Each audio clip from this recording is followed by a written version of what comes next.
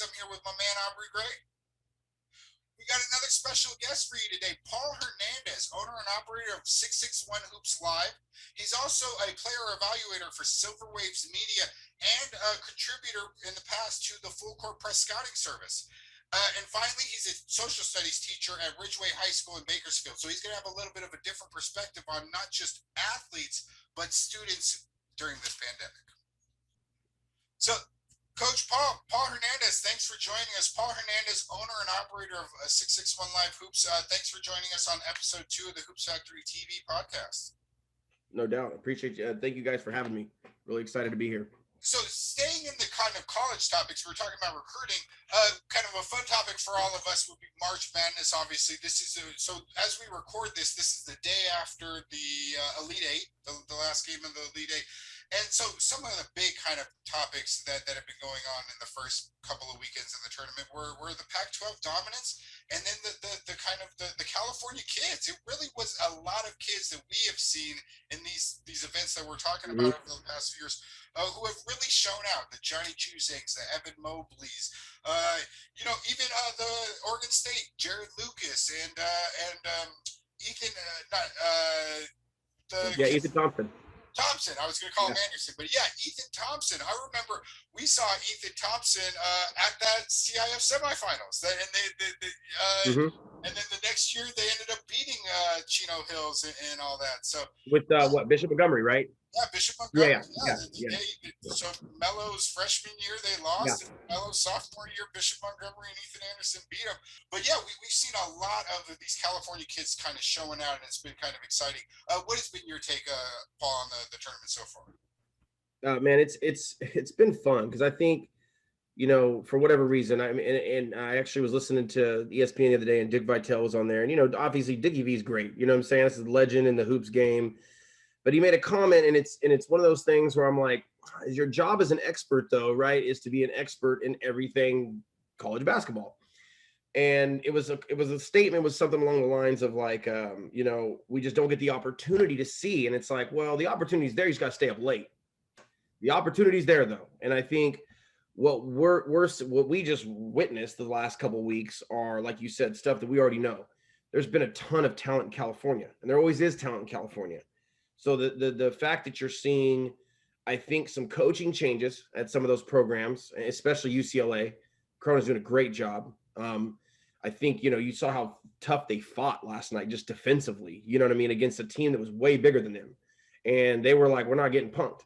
But I think also, I was watching your guys' last one with Dave, and you guys talked about this, the effect of the Compton Magic kids, you know what I'm saying, just sprinkled throughout the West Coast programs, you know what I mean? And so I think it's fun for me to see because, one, it shows Cali kids like, yes, I know it's intriguing to sometimes want to leave and get out. But we saw, Johnny Zwing's a great example, right? He goes to Kentucky, doesn't pan out, comes back to Cali.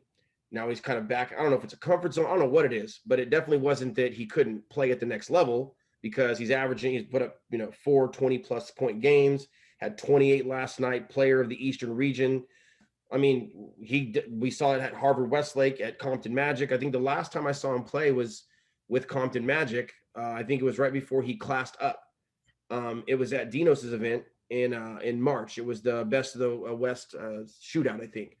And he dropped like 36 against, I don't know if it was Dream Vision, or some Coastal Slayers Elite, something like that. But same game he looked like last night. You know what I'm saying? Hitting mid-range shots, fadeaway shots. And so I think it's good to see the Kentucky pool is obviously great. Being able to go to Duke is great. I'm a Tar Heel fan, so I'm going to Carolina. It's great. But for our West Coast kids, it's like, but you don't have to go that far to still be on a main stage. And I think what they're showing right now, especially with a historic program like UCLA, but also these other programs that are kind of building up as well, Oregon State's run. Again, I think Washington State's doing a real good job of recruiting right now. I think you're going to see their program take some couple jumps here in the next couple of years. USC's obviously got a good pipeline built in with the SoCal kids, especially with the Compton Magic connections. So I think what I hope to see out of this is more kids making that decision to not necessarily go somewhere where the programs have had more success, but bring that success back to the programs on the West Coast. And I've enjoyed it. And again, we talked about this earlier. You look at Devin Askew going to Kentucky this last year. I just never saw, it didn't seem like he felt comfortable in that system all year. Now again, it was a weird year. The whole team didn't look comfortable this year. And I think a lot of that's just, you had so many new pieces, but I'm curious if he's in a system in the West Coast that maybe maximizes some of his game. Again, I just really like the fact that you've got the West Coast kids showing out, and the level of talent. Again, we've seen all this talent, so we're not super surprised, but it's nice to see it happening with the West Coast schools, and kind of, again, rejuvenating that West Coast, East Coast kind of battle back and forth. So it's not so East Coast dominant to where you're pulling all the kids. I mean, it's even happening in football, modern day and Bosco's kids. You know what I'm saying? The top quarterback from, was it St. John Bosco, goes to Clemson. You know what I'm saying? Instead of staying on the West Coast to play, but it's like, I can't knock him. Clemson's program is phenomenal. But if kids stay, so that's been the for me, the most fun part about it is I'm really hoping it starts to build kind of that more kids start staying home on the West Coast. And it's not, and I hope it's not just a 1 year thing because of all the craziness of COVID. You know what I mean?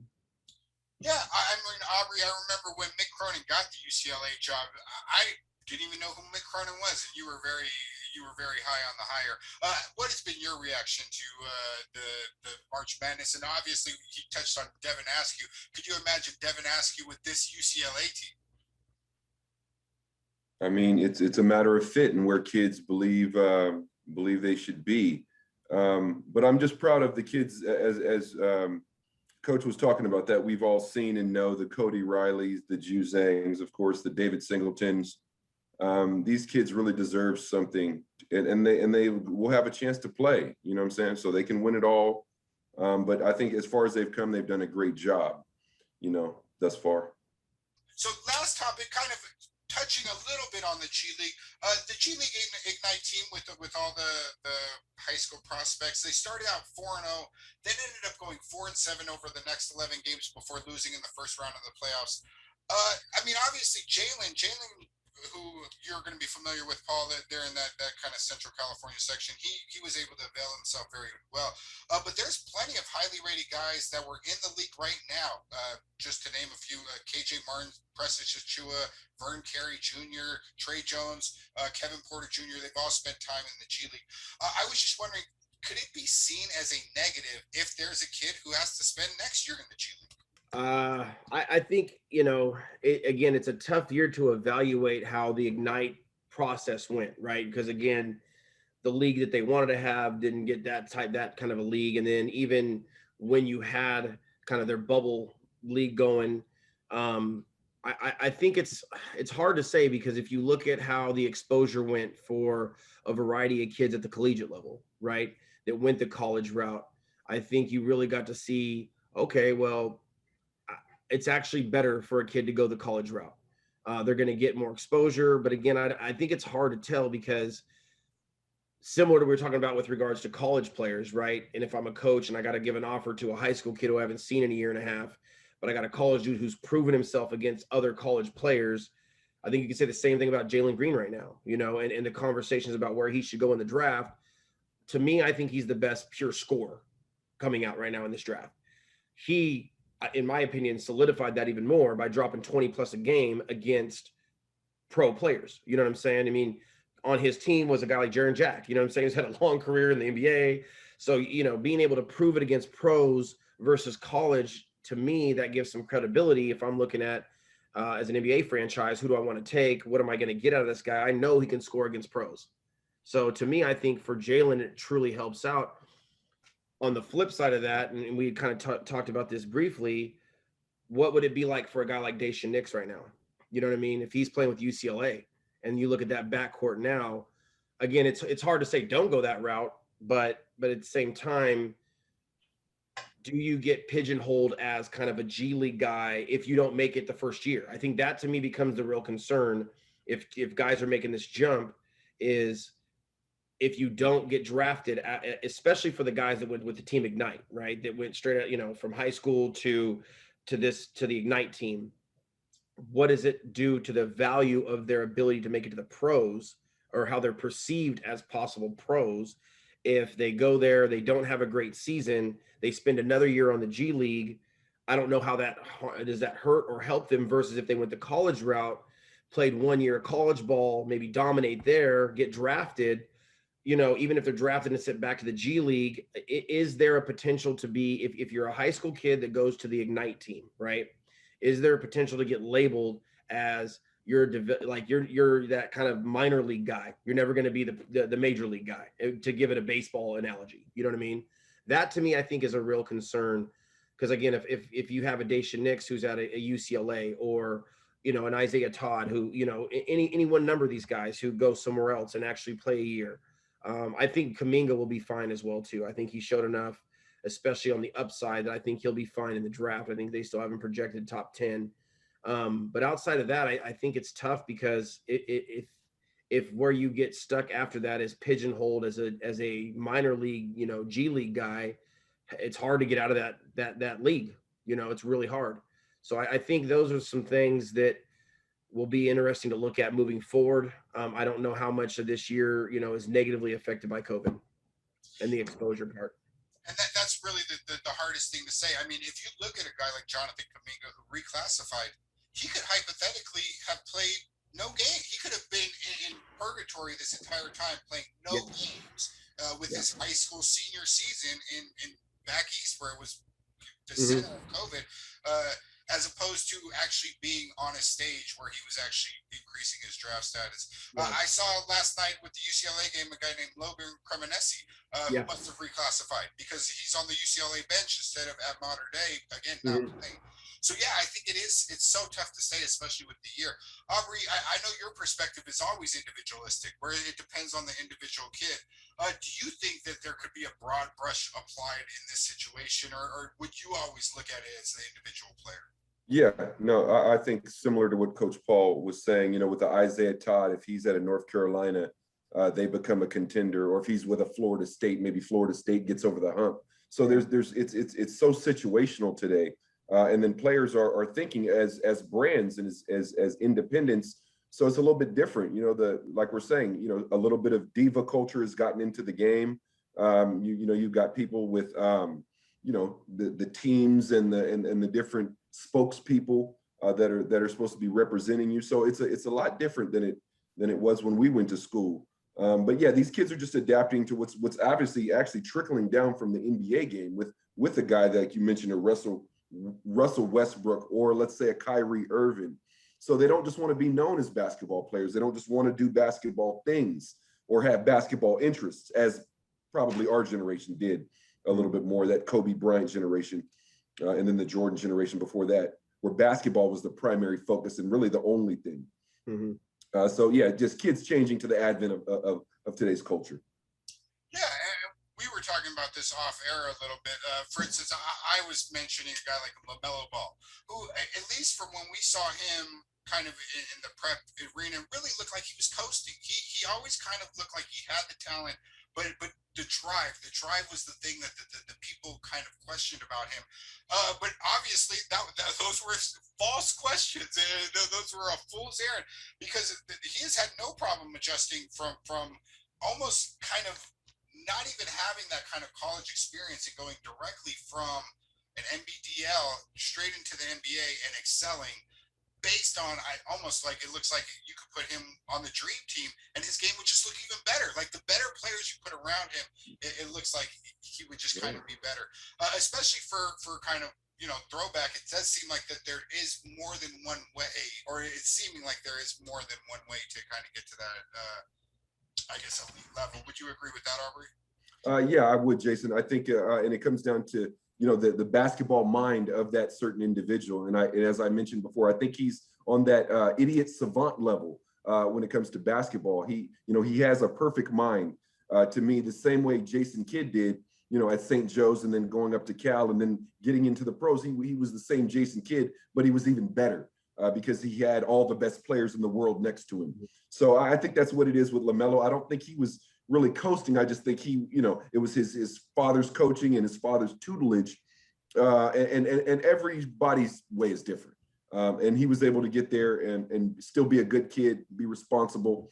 So that's the most important, component to me. Yeah, and Paul, I mean, you mentioned kind of the throwback or the old coaches style, and Bobby Knight, Bobby Knight, Larry Brown teaching the game the right way. But it does really seem like I have always been the one like Dr. Fauci, where I make my determinations based on the facts that are presented, and when we get new facts, I like to change my narrative. Do you think that there really has been kind of a change and a shift in basketball, and kind of where that old way was the only way, it now seems like there may be more than one? Yeah, I think too, when you start to look at, I was listening to something on Sports Talk Radio today. They were interviewing one of the beat writers for the Pelicans, and they were, frustrated over this talk about Zion leaving and, what's his next move? Does he even need to sign a contract? I mean, you're talking about a guy coming into the league with already multiple endorsements. You know what I'm saying? And I think, again, it has changed in so many ways as far as, marketing yourself as an NBA player, but also, like you guys were talking about, in other areas too. So you're not just known as a basketball player only, you're not just pigeonholed. And that is different than we've seen in previous generations. Maybe there was a few guys like that, but not what we're starting to see kind of more and more and more. And when you have guys like a LeBron and these kind of key figures that have been the face of the NBA for 20 years, heavily involved in, social justice movements, and then opening up schools, and, in the movie industry. I mean, they're just in so many different things. Like that was like Shaq was one person doing that back in the day. You know what I mean? Now you've got multiple people doing that kind of stuff and still playing at an extremely high level of basketball too. I think you almost have to, if you have a younger team, I think, you're seeing right now with Thibodeau. Thibodeau is still kind of that throwback coach a little bit, defensive intensity, but he's got a young squad, and he's got a guy in a Julius Randle who has something to prove. And I think he's kind of leading that forefront, and the guys that aren't on board with it, like a Knox, they're getting playing time. You know what I'm saying? So, but I think you have to have a really young team and a coach that's had established success in order for that to even work. For the most part, I think you've got to have some sort of kind of hybrid coach that is a Steve Kerr, Right. That is a player friendly coach, understands Yeah. the game, very knowledgeable about the game. Yep. And selective when he takes his shots, or when he gets on a player, but at the same time gives, if you can show that I don't have to like micromanage every single aspect of the game, I'm gonna let y'all hoop.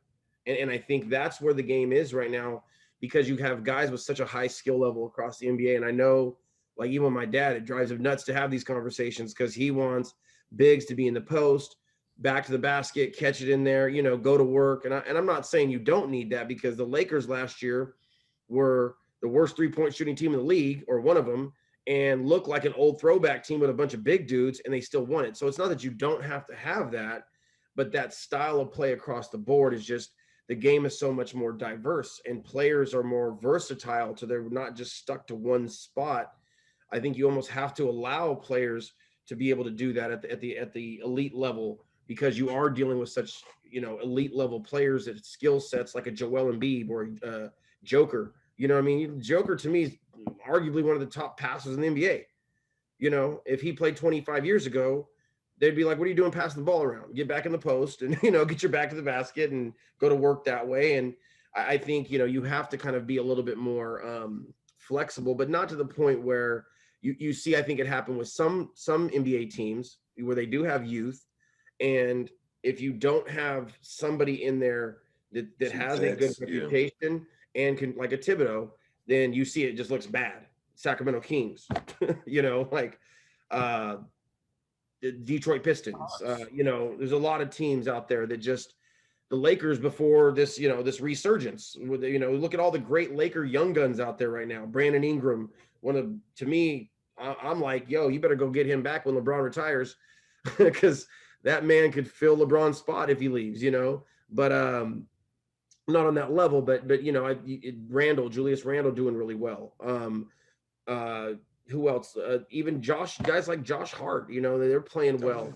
They were all so young, and there was no structure around the Lakers when they were there. That Even Alonzo, I mean, Yes. even Alonzo, I mean, geez. It was just hard to watch basketball. And now these dudes are all hooping. They were so young, and they didn't have any guidance, and the organization was in the shambles at the time. You know what I mean? And so you see that if you don't have the structure at the top down, that if you don't have that, it doesn't really matter what you're doing with your players. You're not going to get any success out of it.